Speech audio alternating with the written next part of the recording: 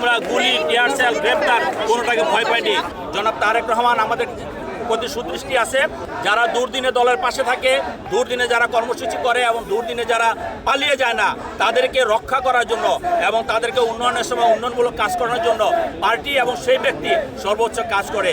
আমি মনে করি মাননীয় চেয়ারম্যান এবং প্রধানমন্ত্রী জনাব তারেক রহমান আমাদের প্রতি সুদৃষ্টি আছে এবং পার্টির ভারপ্রাপ্ত চেয়ারম্যান ভারপ্রাপ্ত মহাসচিব আমাদের রুহুল কবির রিজভী ভাইয়ের আমাদের উপর সুদৃষ্টি আছে। কাজী ঢাকা আন্দোলন নেতাকর্মী প্রতিটা নেতাগুলো উৎফুল্লিত এবং তারা কিন্তু উড়ে এসে জুড়ে বসেনি। তারা কিন্তু বিগত দিনে স্বৈরাচার বিরোধী আন্দোলনে ছিল।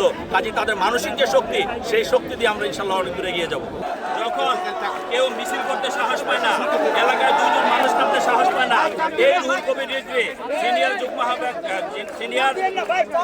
যুগ্ম মহাসচিব থেকে উত্তরা থেকে আমাকে নিয়ে মিছিল করেছে। আমাকে বলেছে যে জাহাঙ্গীর, মিছিল করার জন্য কোনো জায়গা পাচ্ছি না, কোনো লোক পাচ্ছি না, তুমি অবস্থান নাও, তুমি অর্গানাইজ করো।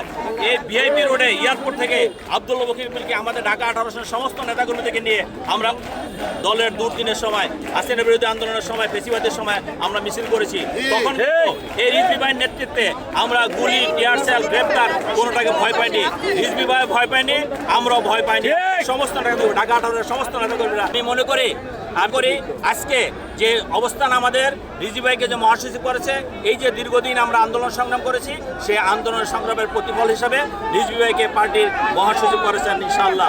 এবং আমাদের এখানে আপনি দেখেন সারা ঢাকা শহরে যে আন্দোলন হয়েছে, উত্তরের আন্দোলনে আমাদের দলীয় নেতাকর্মী সহ অনেকে নিহত হয়েছে, অনেকে আহত হয়েছে, অনেকে খুন হয়েছে। আমরা মনে করি ঢাকা 18 আসন একটি সাংগঠনিক আসন। এই আসনকে আগামী দিনে এগিয়ে নিয়ে যাওয়ার জন্য বিএনপির চেয়ারম্যান জনাব তারেক রহমান এবং ভারপ্রাপ্ত মহাসচিব রুহুল কবির রিজভী সাহেব যখন যেভাবে যে নির্দেশনা দিবে, উত্তরার সমস্ত জনগণ ঐক্যবদ্ধ হয়ে রাজপথে থেকে রিজভী ভাই ভয় পায়নি, আমরাও ভয় পাইনি। সমস্ত ঢাকা 18 সমস্ত নেতাকর্মীরা আমি মনে করি আজকে যে অবস্থান আমাদের রিজভী ভাইকে যে মহাসচিব করেছে, এই যে দীর্ঘদিন আমরা আন্দোলন সংগ্রাম করেছি, সেই আন্দোলন সংগ্রামের প্রতিফল হিসাবে রিজভী ভাইকে পার্টির মহাসচিব করেছেন ইনশাআল্লাহ। এবং আমাদের এখানে আপনি দেখেন সারা ঢাকা শহরে যে আন্দোলন হয়েছে, উত্তরের আন্দোলনে আমাদের দলীয় নেতাকর্মী সহ অনেকে নিহত হয়েছে, অনেকে আহত হয়েছে, অনেকে খুন হয়েছে। আমরা মনে করি ঢাকা 18 আসন একটি সাংগঠনিক আসন।